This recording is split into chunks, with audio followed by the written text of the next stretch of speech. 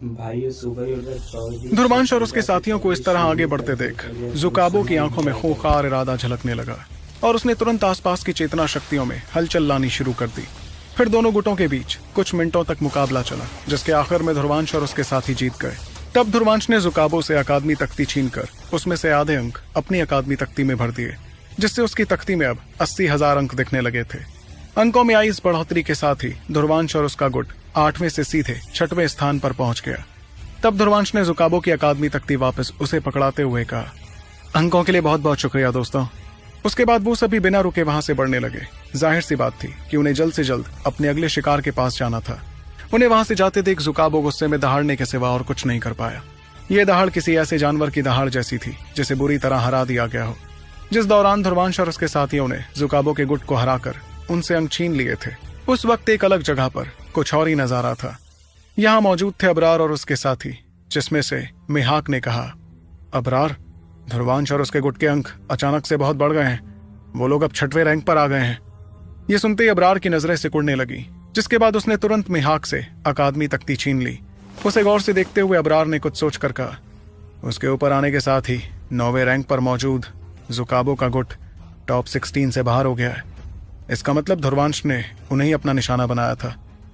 अभी तक तो वो शांत था, लेकिन शायद अब वो पहला रैंक हासिल करने की कोशिश में लग गया है। कितना नादान है वो। इस पर मिहाक के चेहरे पर थोड़ी परेशानी दिखी, जिसके साथ उसने पूछा, तो अब हम लोग क्या करें? अगर वाकई ध्रुवांश ने टॉप 8 के बाहर के गुटों को अपना शिकार बना लिया तो वो हमारे बेहद करीब आ जाएगा, या शायद। वहीं उसके सवाल पर अबरार ने चिल्लाते हुए कहा, फिजूल की बातें दिमाग में मत लाओ। ध्रुवांश उन लोगों से उनके अंक तभी छीन पाएगा ना जब उनके पास उनके अंक होंगे। अगर कोई गुट जिसकी रफ्तार ध्रुवांश और उसके साथियों से तेज हो टॉप 8 के बाहर के गुटों के अंक पहले ही छीन ले, तब तो ध्रुवांश के पास छीनने को अंक ही नहीं होंगे। ये कहते वक्त अबरार के चेहरे पर अजीब सी मुस्कुराहट थी और उसका शैतानी इरादा जानकर मिहाक और बाकी लोग काफी खुश हुए। उसके बाद अबरार ने अपना हाथ लहराया और वो अपने साथियों के साथ वहां से जाने के लिए तैयार ही हुआ था कि अचानक उसे कुछ महसूस होने लगा। इस एहसास के चलते उसने हल्की परेशानी के साथ थोड़ी दूर दिखती एक रोशनी को देखा। उस रोशनी में 2 परछाइयां दिख रही थीं, जिनकी चमक जैसे ही कम हुई तो मिहाक ने कहा, लैला और वनीता यहाँ? तो फिर ध्रुवांश के साथ कौन है? इतने में वनीता ने भी अबरार के साथियों की हैरानी देखकर मुस्कुराते हुए उनसे कहा, देखो अबरार, तुम्हें ध्रुवांश की कॉपी करने की कोई जरूरत नहीं है। जिन लोगों को वो निशाना बना रहा है, अब उन्हें तुम भी उसकी देखा देखी में निशाना बना रहे हो। मेरी मानो तो तुम लोग ऐसा मत करो। पहले रैंक वाले गुट को ये सब शोभा नहीं देता।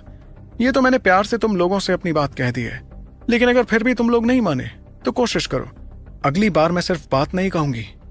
वैसे क्यों ना तुम लोग हमारे गुट के अंक हासिल करने की कोशिश करो। ऐसे में तो ध्रुवांश कभी भी तुम्हारी बराबरी नहीं कर पाएगा। तो क्या कहते हो अबरार, कोशिश करोगे? इस दौरान अबरार के चेहरे पर बेरहमी दिखाई देती जा रही थी, जिसके साथ उसने धीमी आवाज में कहा, ध्रुवांश, क्या चाल चली है तूने? महज एक दिन में ही टॉप 16 में काफी ज्यादा बदलाव हो गए थे, जिससे पूरे महाद्वीप में हंगामा मच गया था। सभी ने देखा कि उत्तरी कायनात अकादमी का एक गुट जो एक दिन पहले 8वें रैंक पर था, उसने 9वें से लेकर 16वें रैंक के सभी गुटों को टॉप 16 से बाहर कर दिया। उनकी जगह जिन गुटों ने ली थी वो भी काफी ताकतवर थे, मगर हर किसी के दिल में ध्रुवांश का खौफ बरकरार था। देखते ही देखते ध्रुवांश के गुट ने इतने ज्यादा अंक हासिल कर लिए कि वो 8वें से सीधे 3रे रैंक पर पहुंच गया। हर कोई इस बात से हैरान था कि आखिर ध्रुवांश और उसके साथियों ने महज एक ही दिन में इतना बड़ा बवाल कैसे खड़ा कर दिया। इस बीच एक पहाड़ी पर आदेश और उसके गुट वाले खड़े थे, जिनके चेहरों पर हल्का अफसोस और मजबूरी नजर आ रही थी। ये मजबूरी इस बात की थी कि ध्रुवांश के गुट ने उन्हें 3रे से 4थे रैंक पर कर दिया था।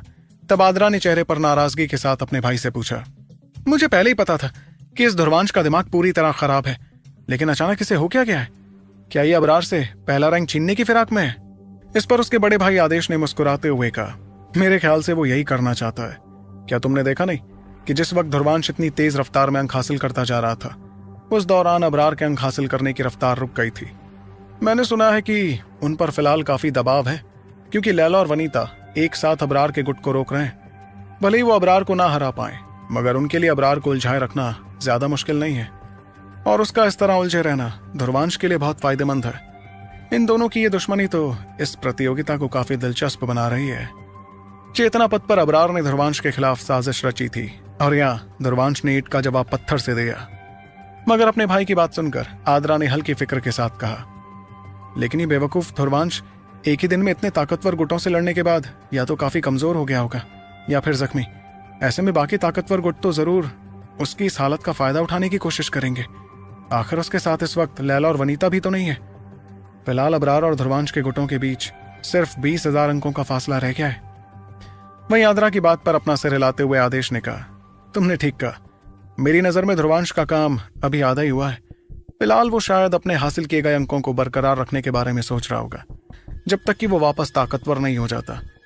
हो सकता है कि वनीता और लैला अब ध्रुवांश के पास लौटने वाली हो ताकि वो उसे शक्तिशाली गुटों के घेरे से बचा सके, लेकिन अब शायद अबरार उन्हें इतनी आसानी से वापस लौटने नहीं देने वाला। वो दोनों इस बारे में बात कर ही रहे थे कि अचानक आदेश ने अकादमी तख्ती पर एक हलचल देखी, जिसे देखकर उसके चेहरे पर हैरानी दिखने लगी। तब उसने आ भरते हुए कहा, आखिरकार एक ताकतवर गुट से और रहा नहीं गया, इसलिए वो ध्रुवांश की तरफ बढ़ने लगा है। ये गुट है 6वें रैंक का गुट जो नवाग्र अकादमी से आया है और जिसका लीडर है अबरार का दोस्त फिदातो। जैसे ही आद्रा ने सुना कि फिदातो ध्रुवांश पर हमला करने वाला था तो उसके चेहरे का रंग बदलने लगा और वो काफी ज्यादा फिक्र करने लगी। इस बीच उस जगह से काफी दूर ध्रुवांश अपने साथियों के साथ एक दिशा में आगे बढ़ रहा था। उसके दोनों तरफ शिखर और लुहार मौजूद थे जो उसे किसी भी खतरे से सुरक्षित रख रहे थे। फिलहाल ध्रुवांश की शक्तियां काफी हद तक खर्च हो चुकी थी। शिखर और लुहार काफी दूर से ध्रुवांश को बचाते हुए यहाँ तक पहुंचे थे, इसलिए अब उन दोनों की शक्तियां भी काफी कम हो गई थी। ऐसे में किसी एक जगह पर रहना उनके लिए काफी हानिकारक साबित होता। इस बीच शिखर ने एक नजर ध्रुवांश की तरफ देखा, जिसके बाद उसने हल्की फिक्र के साथ कहा, ध्रुवांश, मेरे ख्याल से लैला और वनीता को अबरार ने रोक लिया होगा, नहीं तो वो अब तक हमारे पास आ ही जाते। ये सुनकर ध्रुवांश भी अपना सर हिलाने लगा और तब लुहार ने चेहरे पर हल्की फिक्र के साथ कहा, हमें जल्द से जल्द कोई जगह ढूंढनी होगी जहां हम थोड़ी देर आराम कर अपनी शक्तियां वापस हासिल कर सकें, वरना हम लोग ज्यादा देर तक टिक नहीं पाएंगे। मैं महसूस कर पा रहा हूं कि बहुत से शक्तिशाली गुट हमारी तरफ ही बढ़ते जा रहे हैं। इस पर ध्रुवांश ने भी अपनी रफ्तार बढ़ाकर अपने साथियों से कहा, तुम लोग ठीक कह रहे हो, चलो हम अपनी रफ्तार बढ़ा दें। मुझे एक जगह पता है जहां पहुंचना हमारे लिए बहुत फायदेमंद साबित होगा। शिखर और लुहार ने जब उसकी बात सुनी तो वो और बाकी लोग तुरंत ध्रुवांश के पीछे जाने लगे। 5 योद्धाओं का वो गुट तेजी से आगे बढ़ता जा रहा था और रास्ते में भले ही उन्हें कुछ ऐसे लोग मिले जिनकी आंखों में लालच था, पर किसी ने भी ध्रुवांश के खिलाफ कोई कदम उठाने की हिम्मत नहीं की। इसी तरह तकरीबन आधे घंटे तक आगे बढ़ते रहने के बाद ध्रुवांश की रफ्तार धीमी होने लगी और तब उनकी नजरों के सामने एक घना जंगल दिखाई दिया। ये जंगल इतना घना था कि उसके अंदर रोशनी तक नहीं जा पा रही थी। वहां मौजूद नुकीले पेड़ों पर एक अजीब सी शक्ति मंडरा रही थी और ये जगह कहीं से भी अनजान नहीं थी। ऐसा इसलिए क्योंकि अरण्य महल का वही रहस्यमयी जंगल था जहां घुसते ही कोई इंसान चेतना शक्तियां इस्तेमाल नहीं कर पाता था। इस जगह से होकर ही ध्रुवांश और उसके साथी खुफिया आंगन तक पहुंचे थे। इस बारे में सोचते हुए ध्रुवांश ने अपने साथियों से कहा, यहाँ कोई भी अपनी चेतना शक्ति इस्तेमाल नहीं कर पाएगा, इसलिए हम इसके अंदर काफी सुरक्षित रहेंगे। लेकिन मेरे पास एक खास चीज है जिसकी वजह से हम जरूर अपनी चेतना शक्ति हासिल कर उन्हें इस्तेमाल कर सकेंगे। चलो जल्दी अंदर चलते हैं। उसके बाद उन 5 ने अपनी रफ्तार बढ़ाते हुए सीधे उस घने जंगल में जाना शुरू कर दिया। इस दौरान ध्रुवांश सबसे आगे था, मगर थोड़ी ही दूर आगे बढ़ने के बाद अचानक उसे कुछ महसूस हुआ और उसने हड़बड़ाते हुए कहा, संभलना साथियों। उसके शरीर से काली बिजलियां निकल रही थी, जिसके साथ उसने अपनी ओर बढ़ते खतरे का सामना किया। यह खतरा असल में पास की जगह से होते ढेर सारे हमले थे जो ध्रुवांश और उसके साथियों पर एक साथ हुए, लेकिन ध्रुवांश की काली बिजली ने ऐन वक्त पर इन सभी हमलों को नाकाम कर दिया। इसके बावजूद हमलों की टक्कर की वजह से ध्रुवांश का शरीर कांप उठा। तब उसने उस ओर देखना शुरू किया जहां से वो हमले 5 योद्धाओं की तरफ आए थे। वहां फिलहाल काफी सारे लोग खड़े थे, लेकिन सबसे आगे था नवाग्र अकादमी का फिदातो। फिदातो ने ध्रुवांश को देखकर मुस्कुराते हुए उससे कहा, ध्रुवांश, मैं काफी वक्त से यहाँ तुम्हारा इंतजार कर रहा हूँ। अच्छा हुआ जो तुम यहाँ आ ही गए। इसी के साथ बेहद तेज रफ्तार में फिदातो और उसके साथी उनकी तरफ बढ़ने लगे, जिनके हमलों से बचने के लिए ध्रुवांश और उसके साथियों ने अपनी शक्तियां इस्तेमाल की, मगर हमलों की ताकत की वजह से वो लोग यहाँ वहां गिर गए। इस मौके का फायदा उठाकर फिदातो और उसके साथी सीधे जंगल के उस छोर पर पहुंच गए, जिसके अंदर जाते ही चेतना शक्तियां किसी काम की नहीं रहती।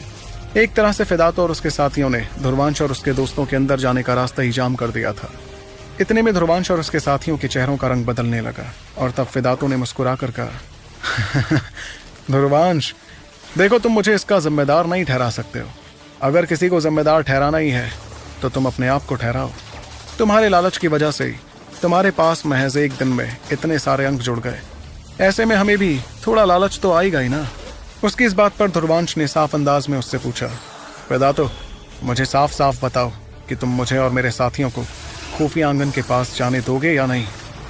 इस पर वेदातो ने अपना सिर हिलाया और इस वक्त उसकी आंखों में खूंखार इरादा झलक रहा था। इस इरादे के साथ ही उसने ध्रुवांश की तरफ देखते हुए मुस्कुराकर जवाब दिया, ध्रुवांश, तुम्हारी ताकत हम सब देख चुके हैं, लेकिन फिलहाल इतने सारे मुकाबले लड़ने की वजह से तुम्हारी ज्यादातर शक्तियां तो खर्च हो ही चुकी हैं। ऐसे में हम अगर अब तुम पर हमला नहीं करेंगे तो कब करेंगे? ऊपर से तुम्हारे साथियों की शक्तियां भी उतनी ज्यादा नहीं बची जितनी कि वो पहले थी। इसलिए मेरा मानना है कि तुम लोग हमसे लड़ाई कर ही नहीं पाओगे। ऐसे में मैं एक रास्ता बताता हूँ, चुपचाप अपनी अकादमी तख्ती मुझे पकड़ा दो और मैं तुम लोगों को कुछ नहीं करूंगा। देखो, हमें जबरदस्ती करने पर मजबूर मत करना, क्योंकि हमारे अलावा और बहुत से गुट हैं जिनकी नजर तुम पर टिकी हुई है ध्रुवांश। वेदातो के चेहरे की अजीबोगरीब हंसी बरकरार थी, जिसके साथ वो ध्रुवांश की ओर ही घूरता जा रहा था। कुछ देर तक वो दोनों ही एक दूसरे को देखते गए, जिसके बाद वेदातो ने कहा, तुम्हारी खामोशी बता रही है कि तुम शांति से मेरी बात नहीं मानने वाले हो। कोई बात नहीं, ऐसे में मुझे ही तुमसे वो अकादमी तख्ती छीननी पड़ेगी। ये कहते उसने अपना हाथ लहराया, जिसमें से एक बड़ी सी कड़ाही बाहर आ गई। वो कड़ाही काफी तेजी से चमक रही थी और उस पर प्राचीन निशान बने हुए थे। सिर्फ यही नहीं, बल्कि उस कड़ाही पर खूंखार तिलस्मी जानवर भी बने हुए थे, जिनकी वजह से उस कड़ाही की ताकत और ज्यादा बढ़ गई थी। तब ध्रुवांश ने भी उस खतरनाक ताकत को महसूस कर धीमी आवाज में कहा, इस कड़ाही की ताकत तो कुछ ज्यादा ही है। मेरे ख्याल से कड़ाही भी कोई प्राचीन बेशकीमती खजाना होगी। देखा जाए तो ध्रुवांश के पास भी कछुआ पत्थर मौजूद था, मगर वेदातो की कड़ाही की ताकत उस पत्थर से भी ज्यादा लग रही थी। तब ध्रुवांश के चेहरे पर दिखती परेशानी को देखकर वेदातो ने आवाज में गुरूर के साथ कहा, ध्रुवांश राजवंशी, तुझे क्या लगा कि सिर्फ तेरे पास ही अनमोल खजाने होंगे? मेरी ये कड़ाई एक प्राचीन शक्तिशाली कड़ाई है, जिसका नाम है बाघरात जादुई कड़ाई। अबरार से लड़ने के बाद तुझमें काफी गुरूर आ गया था ना? आज देख कैसे मैं तेरा सारा गुरूर चकनाचूर करता हूँ। वेदातो की वो जादुई कड़ाही देखकर शिखर और बाकियों के चेहरों पर भी परेशानी नजर आने लगी। वो भी महसूस कर पा रहे थे कि उस कड़ाही की ताकत कितनी ज्यादा थी। जिस दौरान वेदातो ध्रुवांश पर हमला करने के लिए तैयार हुआ, उतने में अचानक बहुत सी हवाओं की आवाज सुनाई देने लगी। ये आवाज थी ढेर सारे लोगों की जो उस इलाके के आसपास आकर रुक गए थे। उनकी तरफ गौर करते हुए शिखर ने ध्रुवांश को बताया, ध्रुवांश, मेरे ख्याल से ये सभी गुट वही लालची गुट है जो हम पर नजर गड़ाए हुए थे। इतने सारे लोगों से हम बिना शक्तियों के कैसे निपटेंगे? और सबसे बड़ी मुश्किल तो वेदातो से निपटना है। तो आखिर कैसे बच पाएंगे वेदातो और बाकियों के शैतानी इरादों से? ध्रुवांश और उसके साथी जानने के लिए आपको सुनना होगा सुपर योद्धा, सिर्फ आपके अपने पॉकेट एफएम पर।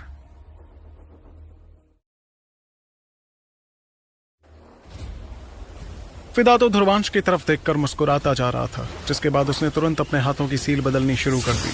उसके ऐसा करने पर सामने रखी जादुई कढ़ाई अचानक तेजी से चमकने लगी और काफी बड़ी होने लगी। देखते ही देखते वो सैकड़ों फुट बड़ी हो गई। उस कढ़ाई के बड़े होते ही वेदातो ने मुस्कुराते हुए कहा, बाघरात कढ़ाई, जाओ और अपना काम पूरा करो। उसके ऐसा कहते ही उस कढ़ाई में बेइंतहा खतरनाक शक्तियां भर गई, जिसके अगले पल वो कढ़ाई तेजी से ध्रुवांश की तरफ बढ़ी। शिखर और बाकियों ने जब उस कढ़ाई की शक्तियों को महसूस किया तो उनके चेहरों पर अजीब सा दबाव दिखने लगा। वो भी समझ रहे थे कि उस कढ़ाई का हमला बहुत ज्यादा शक्तिशाली था। ऐसे में वो लोग उससे कैसे निपटते, ये उन्हें समझ ही नहीं आ रहा था। वहीं ध्रुवांश भी उस कढ़ाई को आगे बढ़ते हुए देखता गया, जिसके बाद उसने तुरंत एक चीज निकालकर उसे कढ़ाई से टकरा दिया। उस टक्कर की आवाज काफी तेज थी और उसके आसपास की जगह धुंधली पड़ती दिखी। तब हर किसी ने सामने देखा कि ध्रुवांश ने जिस चीज से कढ़ाई पर हमला किया था वो असल में गहरे हरे रंग का एक पत्थर था। वो पत्थर दिखने में किसी कछुए जैसा लग रहा था और वो कढ़ाई के हमले को रोकने में भी कामयाब रहा। मगर चाहे वो कछुआ पत्थर कितनी भी कोशिश क्यों ना करता, वो कढ़ाई को हरा नहीं पा रहा था, बल्कि धीरे धीरे वो कढ़ाई के सामने थोड़ा कमजोर पड़ता समझ आया। तब दूर खड़े वेदातो ने भी उस कछुआ पत्थर को देखकर कहा, क्या बात है ध्रुवांश, तुम्हारे पास भी एक बेशकीमती खजाना है, लेकिन मेरे खजाने के सामने खजाना उतना ताकतवर नहीं है। इतने में ध्रुवांश ने अपना पैर जमीन पर पटका और वो तेजी से वेदातो की तरफ बढ़ने लगा। वेदातो ने उसका यह हमला देखकर मुस्कुराते रहना जारी रखा, जैसे उसकी नजर में वो हमला कुछ भी नहीं था। आखिर में उसने इसी हंसी के साथ कहा, अगर तुमने अपनी शक्तियां इस कदर खर्च नहीं की होती तब शायद मुझे तुम्हारा सामना करने में थोड़ी मुश्किल होती, लेकिन इस वक्त तो तुम बेहद कमजोर हो ध्रुवांश, फिर भी मुझ पर हमला करना तुम्हारा गुरूर हुआ या फिर बेवकूफी? बाघरात कढ़ाई, कछुए पत्थर को छोड़ो और उसके मालिक पर हमला करो। ये कहते ही उसने एक बार फिर अपने हाथों की सील बदली, जिससे उसकी कढ़ाई में शक्तियों की हलचल होने लगी। फिर उसमें से ढेर सारी शक्तियां निकलकर सीधे ध्रुवांश के पास जाने लगी। फिदातो का वो हमला काफी बेरहम था, क्योंकि उसे पता था कि ध्रुवांश की मौजूदा शक्तियां इतनी नहीं थी कि वो उस हमले का सामना कर पाए। इस बीच दूर खड़े शिखर और बाकियों के चेहरों पर और ज्यादा फिक्र नजर आने लगी, क्योंकि फिदातो एक चरम का अनंतवीर था। लोगों की परेशानी भरी नजरों के सामने ध्रुवांश लगातार आगे बढ़ता गया। वहीं उसके चेहरे पर डर का नामो निशान न देखकर फिदातो ने उससे पूछा कि अभी भी तुम नाटक करोगे कि तुम्हें मेरे इस हमले से डर नहीं लग रहा? इस पर ध्रुवांश के चेहरे पर अजीब सी मुस्कुराहट आ गई, जिसके साथ उसने फिदातो की बात का जवाब दिया। माना कि मेरी मौजूदा हालत बहुत ज्यादा अच्छी नहीं है, लेकिन ये इतनी भी बुरी नहीं है कि तेरे जैसा कोई मुझ पर हावी पड़ सके। उसकी मुस्कुराहट में फिदातो की बेइज्जती का भाव था, और साथ ही साथ ध्रुवांश अपने हाथों से ढेर सारी सील्स बना रहा था। इसके तुरंत बाद अचानक आसमान काले बादलों से भर गया, जिसमें से खतरनाक बिजली नीचे आने लगी। उस बिजली की गर्जन देखकर दूर खड़े गुटों के चेहरों पर खौफ दिखने लगा और वो हड़बड़ाकर पीछे हुए। मगर ध्रुवांश इतने में रुका नहीं, बल्कि उसने तो अपने हाथों की सील बदलनी जारी रखी। इस बीच आसपास मौजूद पेड़ों की सारी शक्तियां बाहर आते हुए ध्रुवांश के ठीक सामने इकट्ठा होने लगी। वो जंगल काफी घना था, इसलिए वहां आरण्यक कला इस्तेमाल करना ध्रुवांश के लिए फायदेमंद साबित होता। सबसे अजीब बात तो ये थी कि इन पेड़ों की शक्तियां हरे रंग की नहीं बल्कि काले रंग की थी। देखते ही देखते ध्रुवांश के ठीक सामने इस कदर काली शक्तियां इकट्ठा हो गई, जिसे देखकर खुद फिदातो के चेहरे की हंसी पूरी तरह गायब हो गई। इकट्ठा हुई काली शक्तियां किसी बड़ी सी ढाल जैसी थी, जो कढ़ाई से निकले हमले का सामना करने के लिए पूरी तरह तैयार थी। वहीं उस ढाल की ताकत महसूस कर फिदातो ने भी हड़बड़ाते हुए कहा, अरे इतनी कमजोर हालत में भी इतनी ज्यादा शक्तियां कैसे इस्तेमाल कर पा रहा है? तभी हर किसी की नजरों के सामने कढ़ाई का वो शक्तिशाली हमला जाकर ध्रुवांश की ढाल से टकरा गया। दोनों की टक्कर पर खतरनाक चेतना शक्तियों की लहरें यहाँ वहां फैलने लगी, जैसे वहां कोई बवंडर तैयार होने लगा था। कुछ ही पलों बाद कढ़ाई से निकली ताकतवर शक्तियां कमजोर पड़ते हुए पूरी तरह गायब हो गई। इस बीच ध्रुवांश की नजर उस काली बिजली पर थी, जो आसमान में तैयार होकर उसके इशारे का इंतजार कर रही थी। अब जो कि वो आरण्यक कला का इस्तेमाल कर चुका था, इसलिए उसके पास एक ही ताकतवर हमला बचा था, और वो था काली बिजली का हमला। उसके पास वृक्षारोपण कला तक के लिए शक्तियां नहीं बची थी। आखिर में उसने आसमान में तैयार हुई काली बिजली को फिदातो पर हमला करने का इशारा कर दिया। फिर वो बिजली बेहद तेज रफ्तार में सभी की नजरों के सामने फिदातो की तरफ बढ़ने लगी। फिदातो ने भी जब उस दिल दहला देने वाले हमले को देखा तो उसके चेहरे पर भी अजीब सी परेशानी दिखने लगी। आखिर में फिदातो ने अपनी बागराज जादुई कढ़ाई को अपने ठीक सामने कर दिया, जो उसके लिए किसी ढाल जैसी हो गई थी। वो कढ़ाई इस वक्त बहुत तेजी से चमक रही थी, जो देखने में अटूट लग रही थी। और इस बीच वो काली बिजली उस कढ़ाई तक पहुंच चुकी थी, और दोनों की टक्कर पर एक जोरदार धमाका हुआ। उस काली बिजली की ताकत काफी ज्यादा थी, और देखते ही देखते उस कढ़ाई में छोटी छोटी दरारें नजर आने लगी। ये नजारा देखकर फिदातो के चेहरे की रंगत पूरी तरह बदल गई। वो देख रहा था कि कैसे कढ़ाई पर दरारें बढ़ती जा रही थीं, और आखिर में ध्रुवांश ने जैसे इशारा किया तो काली बिजली उस कढ़ाई के आर पार हो गई। ये देखते ही फिदातो के चेहरे पर खौफ नजर आने लगा, क्योंकि उसे उम्मीद ही नहीं थी कि ध्रुवांश का हमला इतना ज्यादा ताकतवर हो सकता था। फिर अपने हाथों की सील बदलकर बड़े ही रहस्यमय अंदाज में फिदातो वहां से बहुत दूर जाने लगा।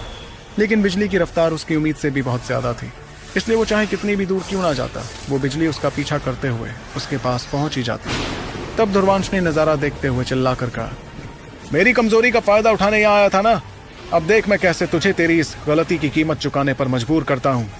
उसके हाथों की सील जैसे ही बदली तो वो काली बिजली फिदातो के ठीक सामने आ गई कि तभी बागराज जादुई कढ़ाई पिघलकर एक अजीब से लोहे में बदल गई, जो उड़ते हुए फिदातो के पूरे शरीर पर चढ़ गया। ये कुछ ऐसा था जैसे फिदातो पूरी तरह किसी लोहे से बने बुत में बदल गया था। इतने में वो काली बिजली आकर उसके शरीर से टकरा ही गई। उस टक्कर पर चिंगारियां निकलती दिखी और फिदातो का शरीर उड़ते हुए जाकर एक पहाड़ से टकरा गया। इस खौफनाक मंजर को अपनी आंखों के सामने देखकर दूर खड़े गुटों की धड़कनें एक पल के लिए थम सी गईं।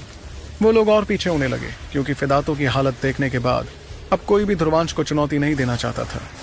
इस बीच ध्रुवांश ने फिदातो के साथियों की तरफ देखा, और वो जैसे अपने हाथों की सील बदलने वाला था, उसके साथी खुद ब खुद उसके रास्ते से अलग हो गए। ये देखकर ध्रुवांश और उसके साथी तेज रफ्तार में खुफिया आंगन की दिशा में आगे बढ़े। कुछ ही पलों में वो सभी उस इलाके में पहुंच गए जहां चेतना शक्तियां किसी काम की नहीं रहती थीं। इस बात के एहसास से ध्रुवांश ने चैन की सांस ली। फिर उसने शिखर और बाकी तीनों को अपने पास से वो खास शक्ति पत्थर पकड़ा दिए, जो उस जगह पर भी शिखर और बाकियों को उनकी शक्तियां इस्तेमाल करने देते। अब अगर कोई उस हिस्से में आता तो वो भले ही अपनी शक्तियां इस्तेमाल नहीं कर पाता, मगर शिखर और बाकी लोग तो शक्तियां इस्तेमाल कर लेते। दूसरी तरफ पहाड़ की चोटी को तोड़ते हुए फिदातो बाहर आया, और वो धूल से पूरी तरह ढक चुका था। इस वक्त उसके चेहरे पर बेइंतहा नाराजगी दिख रही थी, मगर उसके शरीर पर चढ़ा वो लोहे का कवच अभी तक बरकरार था, भले ही उस पर कुछ दरारें जरूर आ गई थीं। ध्रुवांश ने भी उस पहाड़ी को टूटते देख अपना ध्यान फिदातो पर किया। उसकी मौजूदा हालत देखकर ध्रुवांश समझ गया कि कढ़ाई को पिघलाकर फिदातो ने जो कवच तैयार किया था उसकी वजह से वो ज्यादा जख्मी नहीं हुआ था। इस बारे में सोचकर ध्रुवांश ने आभरते हुए कहा, बाबा रे, ये बागरात जादुई कढ़ाई तो कुछ ज्यादा ही मजबूत है।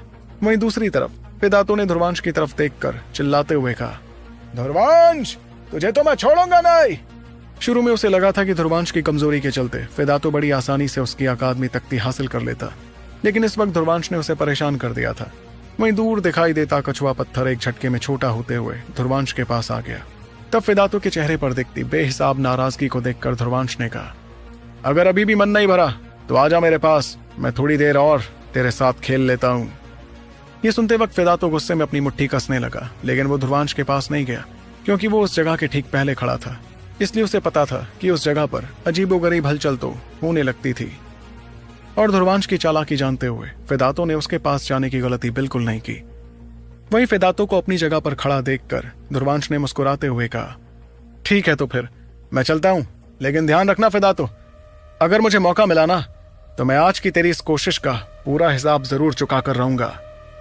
ऐसा कहते हुए वो शिखर और बाकियों के साथ खुफिया आंगन के पास जाने लगा। वहीं उसे इस तरह अपनी नजरों से ओझल होते देख फिदातो गुस्से में अपने दांत पीसने के सिवा और कुछ नहीं कर सका। दूसरी तरफ अंदर जाते ही ध्रुवांश को अचानक अपनी शक्तियों में एक अजीब सी कपकपी महसूस होने लगी। इस एहसास के चलते उसके चेहरे की कमजोरी और ज्यादा बढ़ गई, मगर फिर उसने कुछ समझते हुए कहा, शक्तियों में ऐसी हलचल तो तब होती है जब किसी का रैंक बढ़ता है। क्या इसका मतलब है कि मैं अनंतवीर बनने वाला हूं?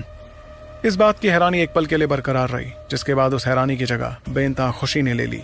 उसके बाद थोड़ा वक्त गुजरने लगा और ध्रुवांश और उसके साथी खुफिया आंगन में पहुंचकर आराम और ट्रेनिंग करने लगे। इस बार उनकी काफी ज्यादा शक्तियां खर्च हो गई थीं, इसलिए उन्हें थोड़ा वक्त तो लगने ही वाला था। इसी तरह 2 दिन का वक्त भी बीत गया और तब शिखर, लुहार और ध्रुवांश अपनी अपनी शक्तियां पूरी तरह ठीक कर चुके थे। तब लुहार ने ध्रुवांश की तरफ देखते हुए कहा, ध्रुवांश अभी तक अनंतवीर नहीं बना है। मुझे लगता है कि जब ये अनंतवीर बन जाएगा तब तो अबरार की हालत और ज्यादा खराब हो जाएगी। ये सुनकर पास ही खड़ा शिखर अपना सिर हिलाने लगा और वो कुछ कहने ही वाला था कि अचानक उसकी नजर एक दिशा की तरफ हुई। उसे उस जगह से हवाओं की आवाजें आ रही थीं, लेकिन जो बात उसे और ज्यादा हैरान कर रही थी वो ये थी कि वहां थोड़ी बहुत शक्तियां भी महसूस की जा सकती थी। इस एहसास के चलते शिखर ने हैरानी और थोड़ी परेशानी के साथ कहा, इस जंगल में हमारे अलावा कोई और भी है जो अपनी शक्तियां इस्तेमाल कर सकता है? इसके तुरंत बाद उसने सुमेधा और रूहान को अपने पास बुलाया, जिसके बाद वो चारों पेड़ों की परछाइयों में एक हलचल महसूस करने लगे। फिर अचानक उन चारों ने अपने अपने शरीर से शक्तियां निकालनी शुरू कर दी। उसके बाद 2 रोशनियां बेहद तेज रफ्तार में जंगल से बाहर निकली।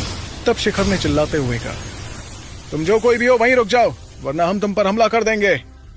ये कहते हुए शिखर और बाकी तीनों ने अपने अपने हमले तैयार कर दिए थे और वो हमला करने ही वाले थे कि अचानक वो रोशनियां अपनी जगह पर ही रुक गईं। तब सभी ने देखा कि वो हलचल असल में 2 लड़कियों की थी, जो थीं लैला और वनीता।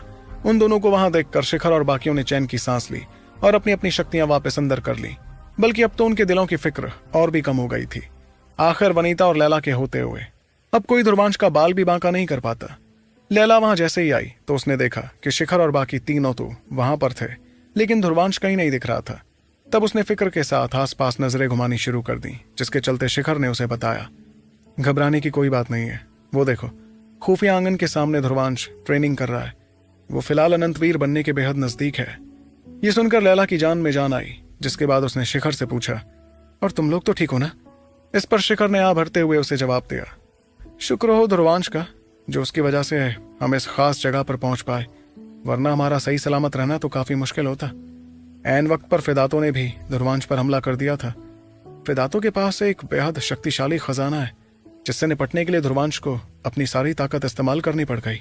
तब लैला की आंखों में अजीब बेरहमी नजर आने लगी, जिसके साथ उसने कहा, फिदातो ने ध्रुवांश पर हमला किया? इतने में पास ही खड़ी वनीता ने भी लैला की नाराजगी देखकर उसे बताया, वो खुद के बल पर तो किसी लड़की से बात तक नहीं कर पाएगा, फिर ऐसा खतरनाक कदम उठाने की हिम्मत उसकी तो नहीं होगी। ये जरूर अबरार का काम होगा, वो बहुत चालाक है, इसलिए उसने ही फिदातो तक खबर भिजवाई होगी कि वो ध्रुवांश की कमजोरी का फायदा उठाए। इसलिए तो अबरार ने इतनी देर तक हम दोनों को उलझा कर रखा हुआ था। इस बीच शिखर और बाकियों ने एक नजर ध्रुवांश की तरफ देखा और तब शिखर ने आवाज में हल्की फिक्र के साथ कहा, हमें कोई अंदाजा नहीं है कि ध्रुवांश कब जागने वाला है, लेकिन मेरा मानना है कि अबरार इस मौके का फायदा उठाकर ढेर सारे अंक जल्द से जल्द हासिल कर लेगा। ऐसे में हमारी सारी मेहनत पर पानी फिर जाएगा और उसके और हमारे बीच का फासला काफी बढ़ जाएगा। जाहिर सी बात थी कि ध्रुवांश को जागने में 1-2 दिन तो लगते ही। इस बीच अबरार और उसके साथी ढेर सारे अंक हासिल कर ध्रुवांश का पहला रैंक हासिल करना और भी ज्यादा मुश्किल कर देते। इस बीच लैला गहरी सोच में पड़ी रही, जिसके बाद उसने गहरी सांस लेते हुए कहा, वनीता, क्या तुम कुछ दिनों के लिए यहीं पर रह सकती हो जब तक कि ध्रुवांश जाग नहीं जाता? यह सुनते ही वनीता के चेहरे पर हैरानी दिखी और उसने तुरंत सवाल किया, मैं तो यहां रह लूंगी, लेकिन तुम कहां जा रही हो? इस पर लैला ने मुस्कुराते हुए कहा, मैं इन लोगों के साथ जाने वाली हूं ताकि अबरार अंकों का फासला तेजी से कम ना कर सके। फिक्र मत करो, मैं तुम्हारे लिए भी अंक हासिल कर लूंगी ताकि तुम्हें भी कोई नुकसान ना हो। तो क्या होगा जब ध्रुवांश के बदले लैला निकलेगी अंक हासिल करने, और कैसे अनंतवीर बनकर ट्रेनिंग से बाहर आएगा ध्रुवांश, जानने के लिए आपको सुनना होगा सुपर योद्धा, सिर्फ आपके अपने पॉकेट एफएम पर। लैला ने वनीता के लिए अंक हासिल करने की बात कही, जिसे सुनकर वनीता ने मुस्कुरा कर कहा, उसकी फिक्र मत करो लैला, अंकों के पीछे सिर्फ ये लड़के लड़ना जानते हैं, हम जैसी समझदार लड़कियां नहीं। एक बात और, ध्रुवांश ने मेरी पहले काफी मदद की है, उसके बदले फिलहाल उसकी रक्षा करना तो बनता है। उसकी बात सुनकर लैला भी मुस्कुराने लगी, जिसके बाद उसने उसका शुक्रिया अदा किया। जिस दौरान शिखर ने सुना कि उसे अब लैला के साथ आगे जाना था तो वो थोड़ा परेशान हुआ। आखिर बाहर के खतरे का अच्छा खासा अंदाजा शिखर को भी था। तब लुहार ने उसके चेहरे की परेशानी को देखकर उसे बताया, घबराओ मत शिखर, लैला की असली ताकत शायद ध्रुवांश से भी ज्यादा खतरनाक है, इसलिए उसके साथ हमें बहुत मजा आने वाला है। इतने में पास ही खड़ी सुमेधा ने मुस्कुरा कर कहा, ठीक है तो फिर हम ध्रुवांश को एक तोहफा देंगे जब वो अनंतवीर बनकर जाग जाएगा। तभी वनीता ने लैला के पास आते हुए उससे धीमी आवाज में कहा, तुम्हें देखकर तो लग रहा है कि इस बार तुम्हारा निशाना छोटा तो बिल्कुल नहीं है, मैंने ठीक समझा ना? इस पर लैला ने भी धीमी आवाज में वनीता की बात का जवाब देते हुए मुस्कुरा कर कहा, मैं अबरार का पहला रैंक उससे छीनना चाहती हूँ, मगर उससे पहले मेरा निशाना होगा फिदातो। ध्रुवांश को कमजोर पाकर उसने मौके का फायदा उठाया था, अब फायदा उठाने की बारी मेरी। लैला की बातों ने वनीता को थोड़ा हैरान कर दिया था। जाहिर सी बात थी कि असल में लैला अबरार के पीछे जाने वाली थी जो पहले रैंक पर था। उससे पहले लैला को फिदातो से निपटना था जो चरम का अनंतवीर था। इतना ही नहीं बल्कि फिदातो के पास तो बेहद खास खजाना भी था जिसकी ताकत से खुद ध्रुवांश हैरान रह गया था। फिर थोड़ी देर और वहां रहकर लैला, शिखर, लुहार और बाकी दोनों बिना वक्त ज़ाया किए वहां से तुरंत रवाना हो गए। वनीता भी मुस्कुराते हुए उन लोगों को वहां से जाते हुए देखती गई।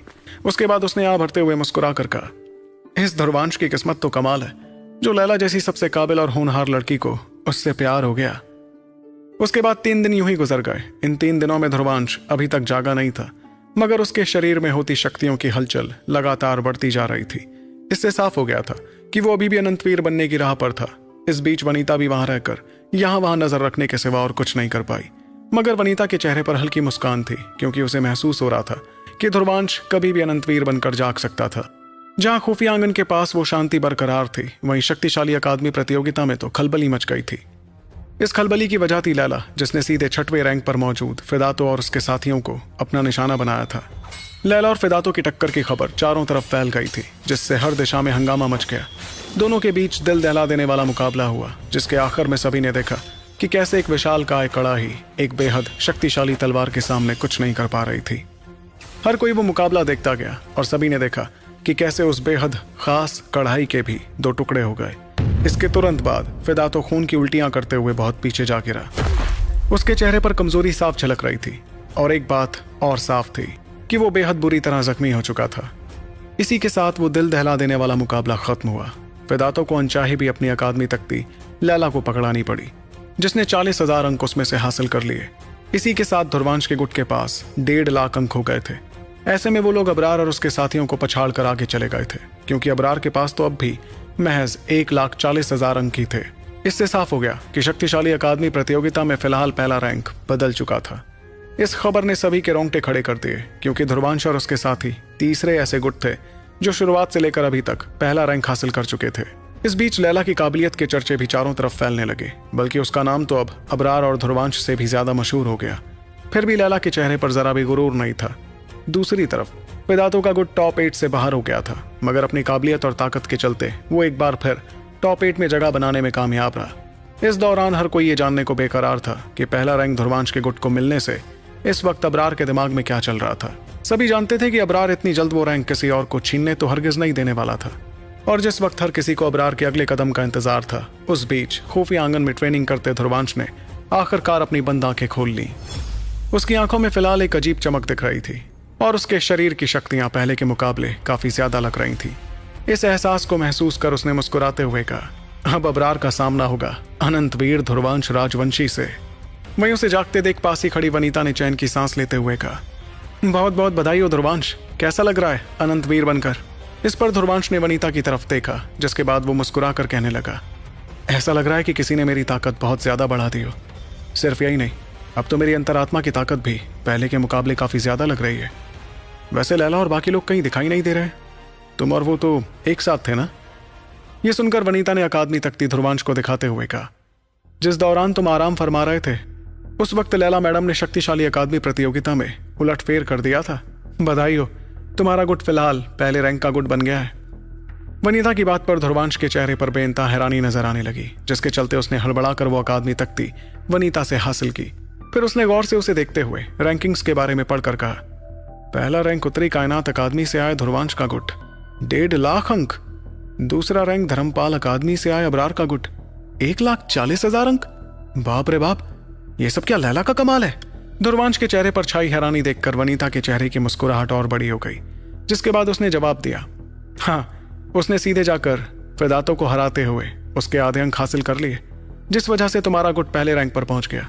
देखा जाए तो इस वक्त इस अकादमी प्रतियोगिता में अगर किसी का नाम सबकी जबान पर है तो वो है लैला, बल्कि उसने तो तुम्हारे और अबरार के नाम को भी अतीत के नाम में बदल दिया है।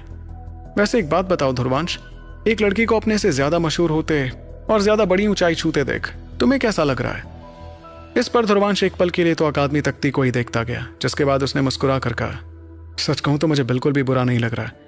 मेरी लैला की काबिलियत है इतनी कमाल, बल्कि जब से वो उत्तरी कायनात अकादमी में आई है तब से उसने कभी भी अपनी असली ताकत नहीं दिखाई। इसलिए मेरी भी इच्छा होती है कि कभी तो मैं भी उसकी असली ताकत को देख सकूं। वनीता इस वक्त ध्रुवांश को ही देखती जा रही थी, जिसकी आंखों में काफी ज्यादा खुशी थी। तब उसे भी समझ आया कि ध्रुवांश को लैला की कामयाबी से जरा सी भी जलन नहीं हो रही थी।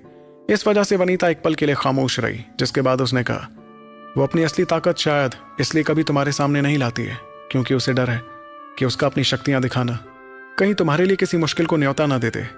वो सबसे पहले तुम्हारी बेहतरी चाहती है ध्रुवांश। ध्रुवांश ने अपना सर हिलाते हुए अपनी नजर थोड़ी दूर की, जहां उसे एक रोशनी आगे बढ़ती हुई नजर आ रही थी। तब उस रोशनी की तरफ देखकर ध्रुवांश ने भरते हुए कहा, मैं जानता हूं कि वो कितनी काबिल है। ऐसे में आगे जाकर जरूर कोई बहुत ही ज्यादा शक्तिशाली शख्स मेरे और उसके बीच आ जाएगा, मगर चाहे कुछ क्यों ना हो जाए, मैं हार तो नहीं मानने वाला। मैंने उसे वादा किया है कि एक दिन मैं सबसे ज्यादा शक्तिशाली बनकर दिखाऊंगा, तब कोई भी मुझे रोक नहीं पाएगा लैला को अपना बनाने से। यह सुनकर वनीता थोड़ा हैरान हुई और वो देखती गई कि कैसे ध्रुवांश की आंखों में किसी भी तरह का डर नहीं बल्कि खुद पर पूरा यकीन था। तब वनीता ने अपनी हैरानी काबू करते हुए ध्रुवांश की तरफ देखकर कहा, भविष्य की बातें भविष्य में करना, भूलो मत कि तुम्हें जीना आज में है, और आज सबसे पहले तुम्हें अबरार को हराना होगा, जिसे हराना बिल्कुल भी आसान नहीं है। उसकी बात पर ध्रुवांश ने भी हामी भरते हुए कहा, तुमने ठीक कहा, उसे हराना तो बिल्कुल भी आसान नहीं है, लेकिन मुझे हराना भी उसके लिए अब बेहद मुश्किल है। खैर चलो अब यहाँ से चलते हैं, मेरी शक्तियाँ पहले से बेहतर हो गई हैं, इसलिए अब यहाँ रहने का कोई फायदा नहीं है। उसके बाद वो दोनों खुफिया आंगन के पास से उड़ते हुए घने जंगल के बाहर निकलने लगे, मगर जाने से पहले ध्रुवांश ने वापस उग चुके पेड़ों की शक्तियां अपने हाथों की सील बदलकर पूरी तरह अपने अंदर कर ली, जिसके बाद उसने सामने की तरफ देखते हुए कहा, बहुत जल्द हम फिर आमने सामने होंगे अबरार, और इस बार मैं आखिरी दम तक तुमसे लड़ूंगा। अब या तो मैं नहीं रहूंगा या फिर तू नहीं रहेगा। खुफिया आंगन की उत्तर पश्चिमी दिशा में इस वक्त हंगामा मचा था, क्योंकि वहां बहुत से गुट इकट्ठा थे। वैसे तो इस महाद्वीप में कोई भी जगह सुरक्षित नहीं मानी जा सकती थी, लेकिन यहां आमतौर पर कोई किसी से लड़ता नहीं था। ये योद्धाओं के बीच का अनौपचारिक नियम माना जाता था। उस जगह पर अलग अलग पहाड़ियां थी, जहां अलग अलग गुट आपस में बात कर रहे थे। इस बीच एक पहाड़ी पर तकरीबन 10 लोग खड़े थे, जिसमें से एक थी एक बड़ी खूबसूरत लड़की। वो चुपचाप बैठकर आसपास की नजरों को पूरी तरह नजरअंदाज कर रही थी। ये लड़की कोई और नहीं बल्कि लैला थी, जो कुछ ही दिनों में शक्तिशाली अकादमी प्रतियोगिता की सबसे मशहूर योद्धा बन गई थी। इतने में पास ही बैठे शिखर ने लैला के पास आकर उसे अकादमी तख्ती दिखाते हुए कहा, लैला, अबरार का गुट हमारे करीब आता जा रहा है। अब उसके और हमारे बीच का फासला 10,000 से मिटकर महज 2,000 रह गया है।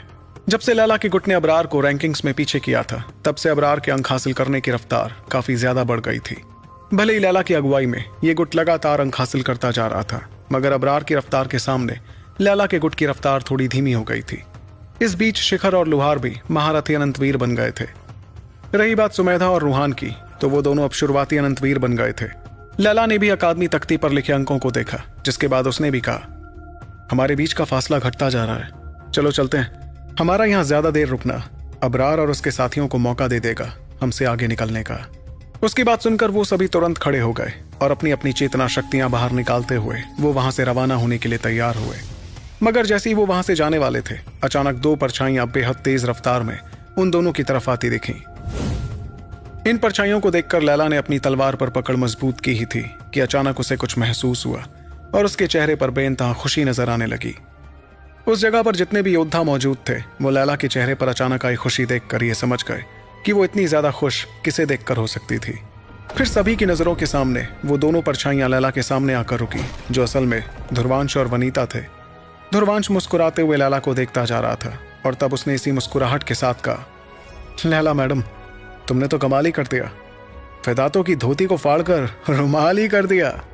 इस पर लैला ने हल्की मुस्कान के साथ ध्रुवांश को जवाब दिया, मैं भी तो इस गुट का एक अहम हिस्सा हूं, इसलिए इस गुट को आगे बढ़ाना तो मेरी जिम्मेदारी थी। वैसे अब जो कि हमारे गुट के लीडर साहब खुद यहाँ आ गए हैं, तो अब मैं इस जिम्मेदारी को उन्हें ही सौंप देती हूँ। ये कहते हुए लैला ने अकादमी तख्ती ध्रुवांश को पकड़ा दी, जिसे ध्रुवांश ने गौर से देखना शुरू किया। तब उसे भी दिखा कि अबरार और उसके गुट वाले अंकों के मामले में कितने करीब आ गए थे। ये देखते ही ध्रुवांश की आंखों में चमक दिखने लगी और उसने लैला की तरफ देख कर कहा, चलो चलते हैं, तुम लोगों ने हमारे गुट को यहाँ तक पहुँचाने में बहुत मेहनत की है, इसलिए मैं यूं ही ये पहला रैंक किसी और को हासिल करने नहीं दूंगा। ध्रुवांश ने इतना कहा ही था कि अचानक उसके हाथों में रखी अकादमी तख्ती कांपने लगी। इतना ही नहीं, उसमें से काफी सारी रोशनी भी निकलने लगी थी, बल्कि उस इलाके में मौजूद सभी लीडर्स ने अपनी अपनी तख्तियों को चमकते हुए देखा। इस अचानक हुई हलचल से काफी सारे लोग हैरान रह गए थे।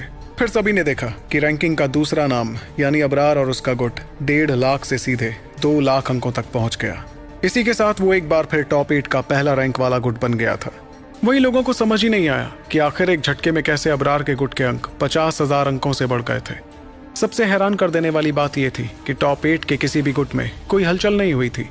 इसका मतलब अबरार के हासिल किए गए अंक इन गुटों में से तो किसी के नहीं थे।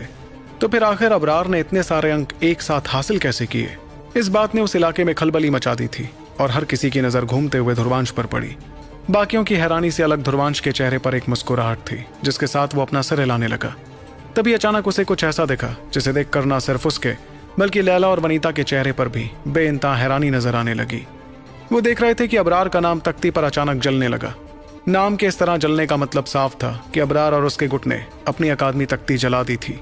इसी के साथ शुरू हुआ था इस प्रतियोगिता का आखिरी और सबसे रोमांचक पड़ाव। तो क्या होगा इस आखिरी पड़ाव में जब टकराएंगे ध्रुवांश और अबरार? क्या इस बार अबरार को हरा पाएगा ध्रुवांश? जानने के लिए आपको सुनना होगा सुपर योद्धा, सिर्फ आपके अपने पॉकेट एफएम पर। उस इलाके में मौजूद हर योद्धा हैरान था, क्योंकि अबरार ने अपनी अकादमी तख्ती जला दी थी। उसकी इस हरकत से चारों तरफ हंगामा मच गया और हर गुट का योद्धा अपने हाथ में रखी अकादमी तख्ती को ही देखता रहा। नियमों के हिसाब से अगर शक्तिशाली अकादमी प्रतियोगिता के टॉप 16 में से आधे यानी कि टॉप 8 गुट अपनी अपनी अकादमी तख्तियां जला देते, तब शुरुआत हो जाती प्रतियोगिता के आखिरी पड़ाव की। ऐसे में वो टॉप 8 गुट अगले पड़ाव पर जाते और बाकी के गुट प्रतियोगिता से बाहर हो जाते। इतना ही नहीं, तख्ती जलाने का मतलब था कि कोई गुट उसके बाद अंक हासिल नहीं कर सकता था। इसलिए अबरार ने एक कदम उठाया था। इसका मतलब साफ था कि उसे पूरा यकीन था कि अब उसे पहले रैंक से कोई अलग नहीं कर पाता। वैसे तो लोगों को पता नहीं था कि अबरार ने आखिर इतनी जल्द 50,000 अंक हासिल कैसे किए, लेकिन इतना तो साफ था कि इतने अंक शायद उसे पहले रैंक पर बरकरार रखने के लिए काफी नहीं होते। इस ख्याल के साथ ही शिखर और बाकियों ने चेहरों पर अजीब सी हैरानी के साथ पूछा, आखिर ये अबरार करना क्या चाहता है? इस पर ध्रुवांश एक पल के लिए कुछ सोचने लगा, जिसके बाद उसने धीमी आवाज में कहा, मेरे ख्याल से ये सिर्फ एक शुरुआत थी। टॉप 8 के बाकी लोग भी अब अपनी अपनी अकादमी तख्तियां जलाने वाले हैं। ये सुनते वक्त लैला और वनीता की नजर अकादमी तख्ती पर पड़ी, जिसमें तकरीबन 10 मिनट बाद एक और नाम जलने लगा।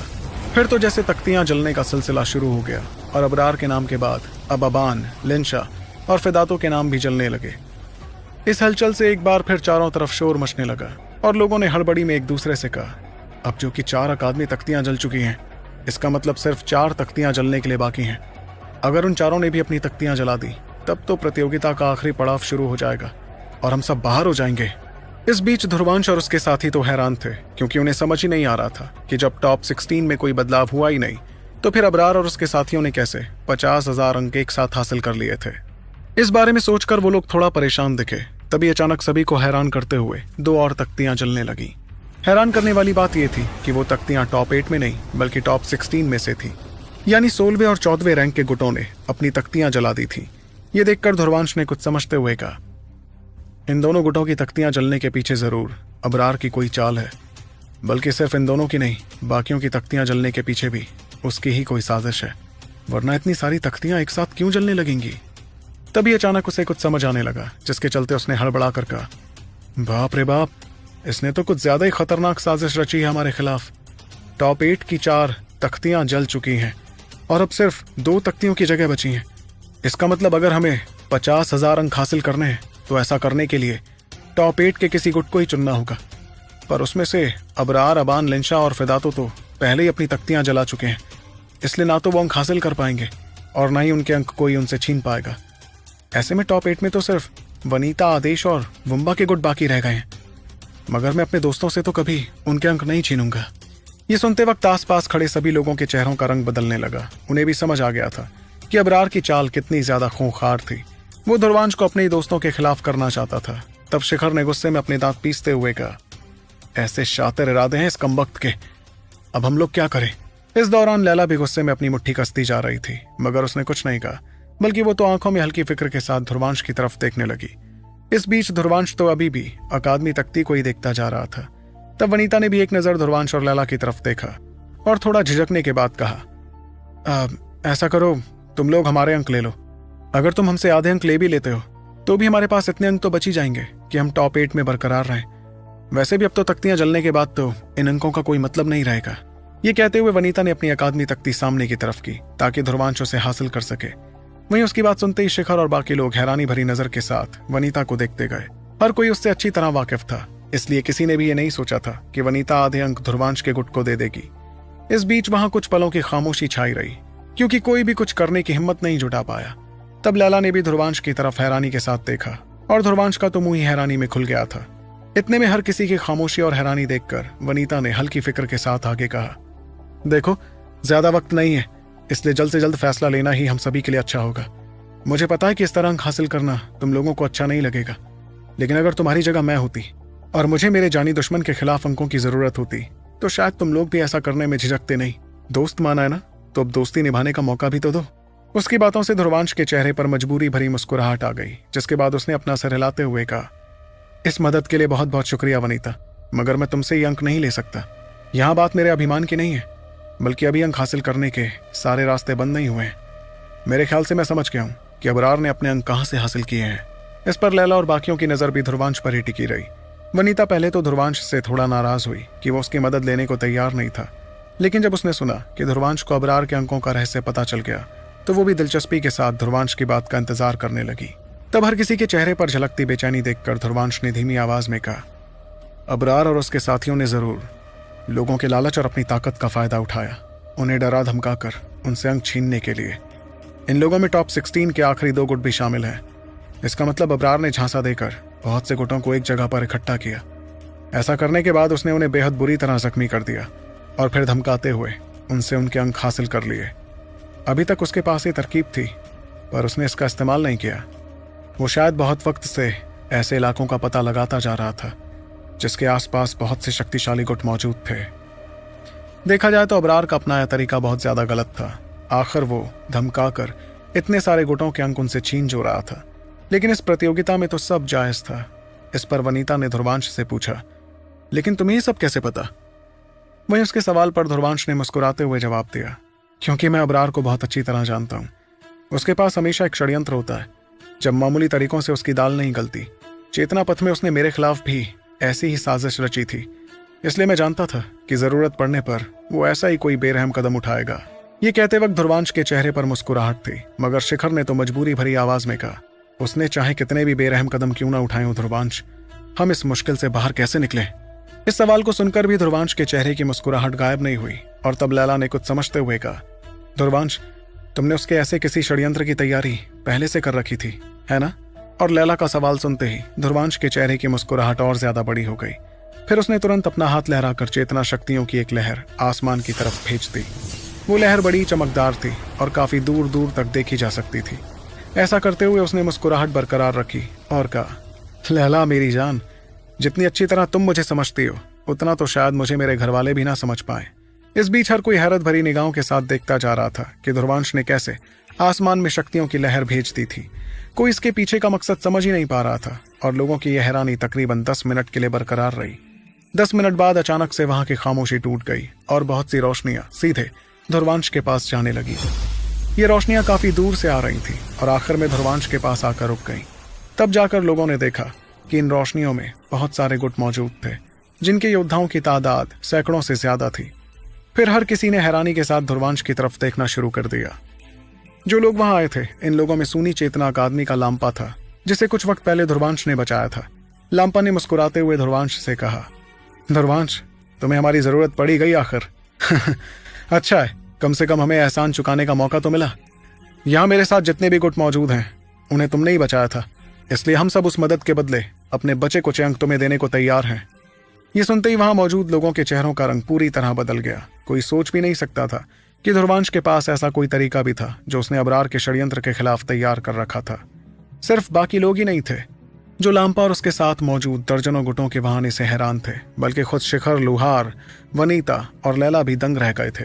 तब हर किसी की हैरानी देखकर ध्रुवांश ने मुस्कुराते हुए कहा, मुझे लगा ही था कि अबरार कोई ना कोई चाल चलने वाला है, इसने मैंने लांपा और बाकी दोस्तों को बता दिया था कि शायद आगे जाकर मैं थोड़ी मुश्किल में पड़ सकता हूँ।